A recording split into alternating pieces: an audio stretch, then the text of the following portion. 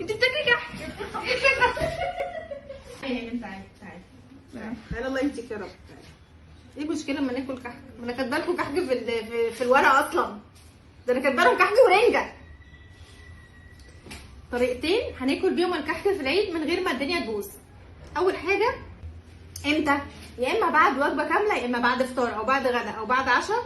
ليه؟ عشان المؤشر السكري بتاعه ينخفض، عشان ما ارجعش اجوع تاني. تاني طريقه ان انا هاخده بعد وصفه سد الشهيه اللي انا قلت لكم عليها في الفيديو ده، فاكرينه؟ هتجيبوا الوصفه اللي هي القشور الساليه وبذور الشاي، هتعملوها زي ما انا قلت عليها في الفيديو، ارجعوا له. هتاخدوا الوصفه الاول وبعدين تاخدوا ال3 كحكات او ال4 كحكات مع كوبايه القهوه او كوبايه الشاي بلبن، وزي الفل كده. طريقتين مع الكحك هاخد كويك سليم عشان ينزل لي الدهون اللي جوه الكحك.